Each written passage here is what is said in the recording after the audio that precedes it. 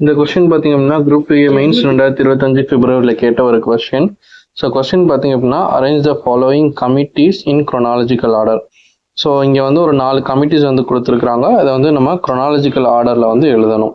So இந்த committee எந்த வருஷம் ஃபார்ம் பண்ணாங்க அப்படின்ற அந்த இயர்ஸ் தெரிஞ்சது அப்படின்னா நம்மளால ஈஸியாக வந்து ஃபார்ம் பண்ண முடியும்.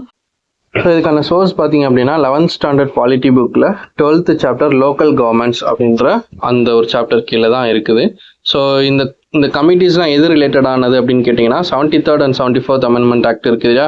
ஸோ லோக்கல் செல்ஃப் கவர்மெண்ட்னு சொல்லுவோம் இல்லையா. ஸோ அந்த ஒரு டாபிக் கீழே வரக்கூடிய கமிட்டிஸ் தான் இது. ஸோ அந்த 73rd and 74th amendment act வந்து கொண்டு வரதுக்கு முன்னாடி ஒரு 6 கமிட்டிஸ் வந்து அவங்களுடைய ரெக்கமெண்டேஷன்ஸ் வந்து கொடுத்துருந்துருப்பாங்க. ஸோ அது வந்து 1957ல் பல்வந்த் ராய் மேத்தா கமிட்டி அப்படின்னு ஒன்று ஃபார்ம் பண்ணியிருப்பாங்க. அதுக்கப்புறம் 1977ல் அசோக் மேத்தா கமிட்டி ஃபார்ம் பண்ணியிருப்பாங்க. அதுக்கப்புறம் GVK Rao committee, LM Singhvi committee அப்படின்னு சொல்லிட்டு ஒரு 6 கமிட்டிஸ் வந்து ஃபார்ம் பண்ணியிருந்திருப்பாங்க. ஸோ இதுதான் வந்து order. So first Balwant Rai Mehta committee, 2வது அசோக் மேத்தா, 3வது GVK ராவ் கமிட்டி, 4வது LM சிங்வி கமிட்டி அப்படின்னு சொல்லிட்டு மொத்தம் வந்து 6 கமிட்டிஸ் வரும். ஸோ இதனுடைய ஃபர்தராக வந்து இதனுடைய இயர்ஸு அண்டு ரிமைனிங் உள்ள இந்த 2 கமிட்டிஸ் இது அப்புறம் இந்த கமிட்டிஸினுடைய ரெக்கமெண்டேஷன்ஸ் இதெல்லாம் பார்த்தீங்கன்னா நீங்கள் லக்ஷ்மிகாந்த் பாலிட்டி புக்கில் வந்து படிச்சிங்க அப்படின்னா உங்களுக்கு கிளியரான அண்டர்ஸ்டாண்டிங் வந்து கிடைக்கும். ஓகேவா?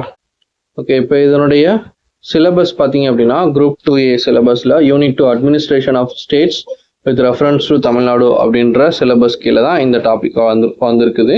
ஸோ லோக்கல் கவர்மெண்ட்ஸ் அப்படின்னு ஒரு டாபிக் கொடுத்துருக்குறாங்க. அதில் வந்து 3 tier சிஸ்டம் அப்படின்னு சொல்லிட்டு கொடுத்துருக்காங்க. ஸோ 3 tier சிஸ்டம்னா union government, state government and local self government. So அதுதான் வந்து 3 tier சிஸ்டம் சொல்கிறது.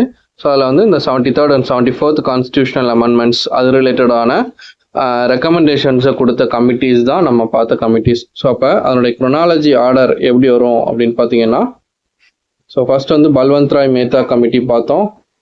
செகண்ட் ஒன் வந்துட்டு அசோக் மேத்தா கமிட்டி பார்த்தோம். இப்போ ஃபர்ஸ்ட் 3, செகண்ட் 2, அப்புறம் GVK ராவ் கமிட்டி, அப்புறம் LM சிங்வி கமிட்டி. ஸோ 3, 2, 1, 4 அப்படின்ற ஆப்ஷன் தான் கரெக்டான ஆன்சர்.